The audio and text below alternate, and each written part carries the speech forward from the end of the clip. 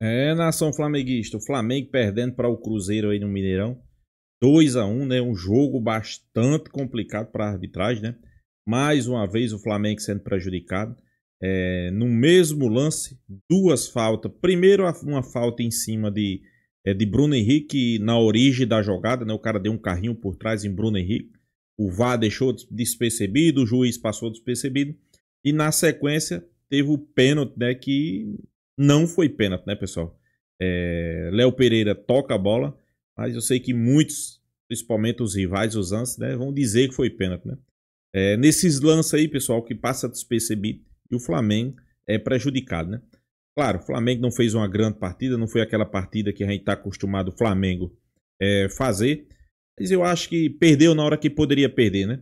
E Felipe Luiz, inclusive, soltou o verbo, né? Desabafou, falou algumas verdades que às vezes é necessário. Por isso que eu digo que Felipe Luiz está ganhando casca, pessoal, né? Nessas derrotas aí que ele está ganhando casca, né? A gente espera que no meio da semana faça um grande jogo, um jogo digno de trazer a classificação da Libertadores para o Flamengo, né? O Campeonato Brasileiro é assim mesmo, não é todos os jogos que o Flamengo vai jogar bem, e aconteceu, né? Mas não precisava os árbitros passar a mão no Flamengo. Vamos ver o que o Felipe Luiz falou. Créditos do vídeo, né? Flá TV, Flamengo TV, link na descrição, final do vídeo, eu deixo a minha opinião. Vamos lá.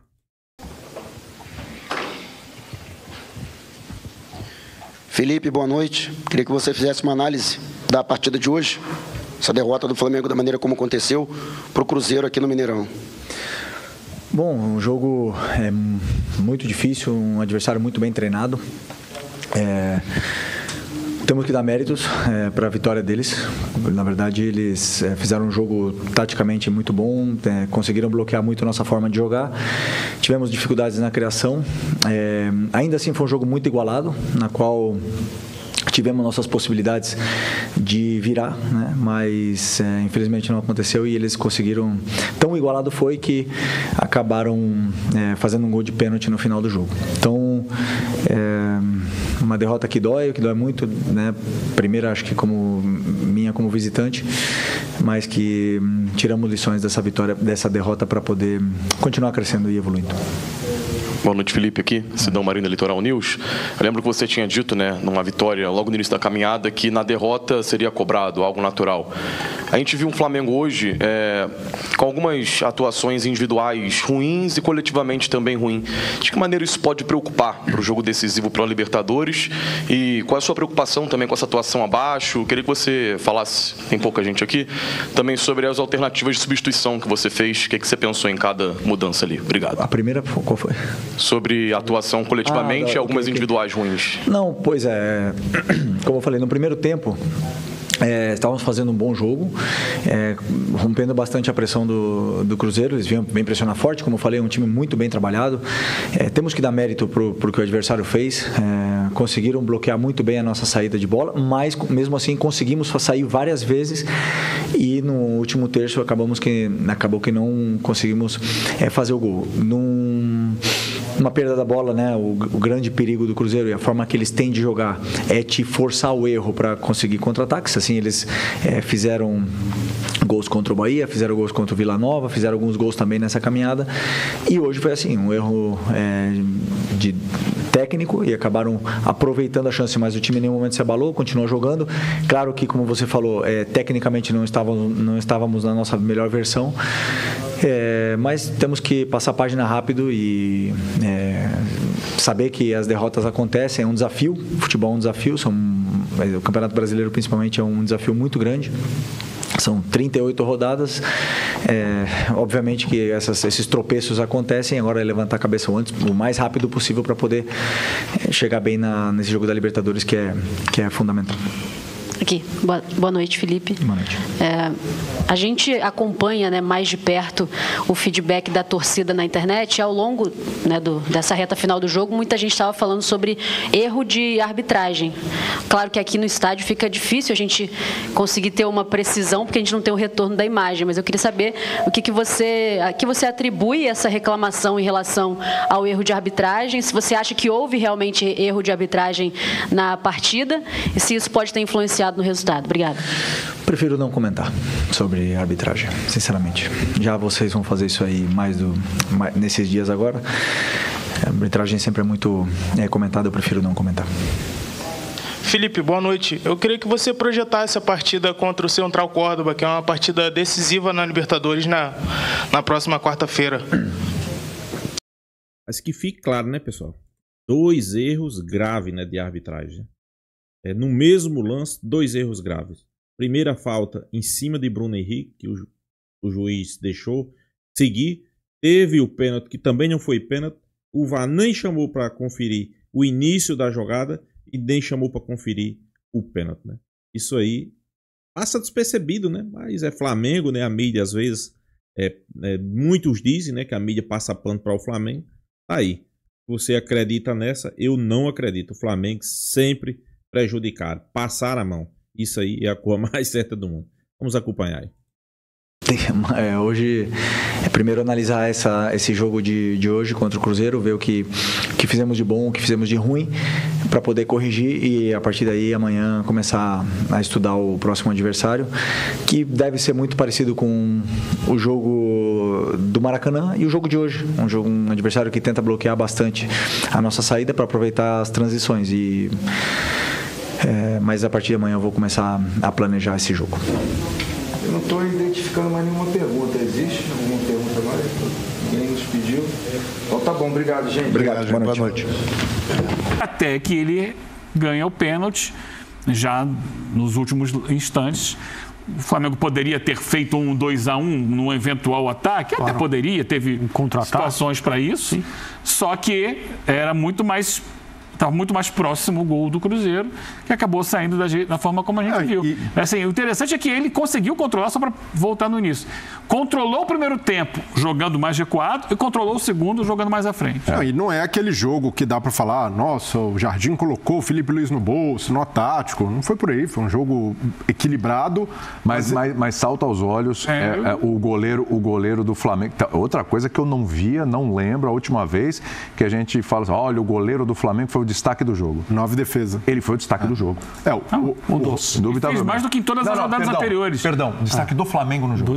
Agora, só para pontuar, eu não gosto desse termo de nó tático, não, mas o Leonardo Jardim claramente superou o Felipe Luiz. Eu acho que na disputa de ideias de jogo, como foram implementadas, está muito claro que as do Leonardo Jardim prevaleceram. E como ele coloca, não é um banho. São os jogadores os responsáveis, porque os jogadores é que executam. Exato. Mas a forma como ele pensou e projetou o jogo funcionou muito. Mas além da estratégia, eu achei o Leonardo Jardim mais feliz que o Felipe Luiz nas mexidas, nas substituições. Ele coloca o Bolassi em campo, ele coloca o Eduardo, e aí a jogada é o Bolassi cruzando para o Eduardo, que sofre o pênalti, e o Gabigol, queira ou não, e ele falou, eu dei o recado, você vai resolver o jogo em uma bola. Aconteceu de ser uma bola de pênalti, mas ainda assim... E tem um abraço entre eles no final, né? Tem um abraço, e do lado do Flamengo, algumas substituições do Felipe Luiz são questionáveis. Eu entendo ali preferência por um outro jogador, mas...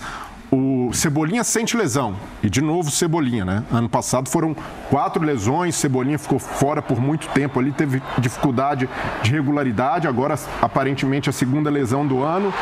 E aí ele tá com o Fagner. Ele vem jogando muito. Mas exatamente. Esse é o ponto para mim. Tem Bruno Henrique e Michael vem jogando para merecerem tantos minutos assim? Na minha visão, não.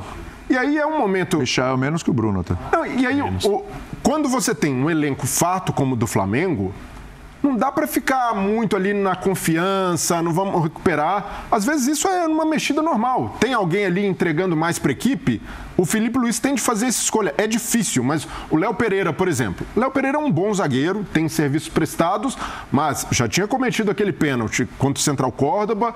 Hoje, além do pênalti, para mim ele vai mal no lance do Caio Jorge. O Caio Jorge corta para a esquerda e o Caio Jorge dificilmente bate de canhota. Ele a perna de confiança é a direita. Ele fecha, vai bloqueando e quando o Caio Jorge corta para a direita, tem praticamente... ele poderia... Mas você acha que o Léo Pereira não está merecendo a titularidade? O Danilo, para mim, é um jogador que, até pelo tamanho... Felipe Luiz pode começar a dar um pouco mais de sequência com o Léo Ortiz. Desculpa, no momento que ele pensa no Flamengo, protagonista com bola no campo de frente, o que vai exigir uma saída de jogo bem qualificada e, de repente, uma recomposição mais rápida, Eu acho que o Léo está mais apto a fazer a recomposição rápida que o Danilo nesse momento da carreira. Mas é que eu entendo que o Danilo você tem algumas vantagens também. Mas que o Léo tem tido dificuldade na recomposição também, Birne. Eu entendo que... Estou falando de velocidade, não estou falando de acerto, tá? Mas o treinador está idealizando alguma coisa que ele acha que vai funcionar do melhor jeito possível. Ele deve estar vendo os raríssimos treinos para tomar essa decisão. E claro, eu entendo, porque são jogadores de confiança, são jogadores vitoriosos no Flamengo, mas em algum momento da temporada... principalmente nessas oscilações de desempenho, que não é... Nossa, porque o Léo Pereira falhou no jogo de hoje. Além de falhas, a defesa com Danilo e Léo Ortiz vai muito bem também. Então, o Filipe Luiz, nessas bolas divididas, ele vai ter de pensar mais no time, eventualmente, do que na relação que ele tem com o atleta. Você fala muito disso, né? Que o técnico, às vezes, precisa mandar mensagens para o grupo. Sim. Mas com o elenco do Flamengo... Com essa concorrência alta, se tem jogador pedindo passagem ou que entrega melhor para a equipe, tem de mexer. É que também a gente está conhecendo, e acho que ele está se descobrindo, o Filipe Luiz, como treinador. Porque tem treinadores que mexem no time rapidamente na primeiro sinal de que alguma coisa não está funcionando como ele imagina. E tem treinadores que, pela maneira como pensam em construir o grupo e construir a temporada, seguram os jogadores mais tempo do que, teoricamente, o jogo diz que precisariam, porque estão construindo alguma coisa olhando para frente. E aí é só quem está lá dentro pode entender. O Filipe, para nós, é uma novidade como técnico e me parece que ele respeita muito os jogadores que cumprem as determinações dele, trabalham duro e entende que alguns momentos ruins dos jogadores não devem pesar tanto assim nas trocas. É a primeira impressão que ele me passa como técnico nesse curto período. Ele errou nas alterações hoje em algum momento? Alguma alteração vocês olham e falam, aqui dava para ter feito melhor mesmo? Eu acho sempre difícil, não impossível, mas difícil comentar a alteração, porque a gente está fazendo um comentário a respeito do efeito da alteração. Isso. E não da alteração em si. A gente não tem as informações necessárias para julgar a alteração em si. E acho que nenhum treinador faz uma substituição sabendo que ela tem menos chance de dar certo do que de dar errado. Até por isso eu estranhei, né, André? É isso. Poucas perguntas na coletiva, claro, porque seria assunto para ele. Agora, o efeito é uma coisa do futebol, né? Às vezes, treinadores colocam 2 jogadores em campo, perdendo por 1-0.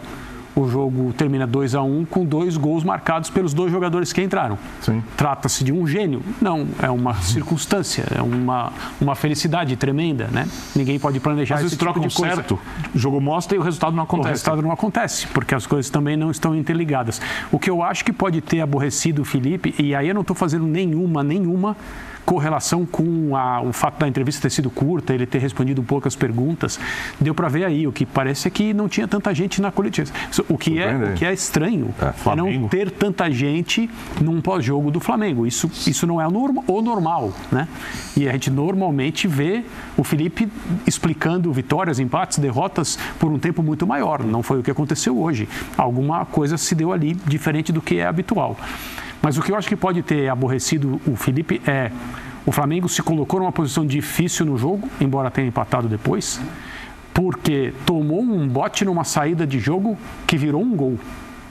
E o Filipe coloca o time dele em campo, na maioria das vezes, contra a maioria dos adversários, independentemente da circunstância, para ser protagonista com a bola, para atrair adversário. Então, um time que marca o Flamengo alto está correndo um risco muito grande, porque isso é o que o Flamengo quer. O Flamengo não se importa com esse tipo de abordagem defensiva, porque isso significa que o campo é muito grande e haverá espaço para, então, uma vez ultrapassadas as primeiras linhas, o Flamengo jogar com elaboração, jogar com transição e velocidade. O Flamengo tem jogadores para fazer tudo isso. Então, quando o Flamengo não é marcado da maneira como foi hoje, o Flamengo atrai equipes para perto da sua área. Isso mostra confiança na saída da bola.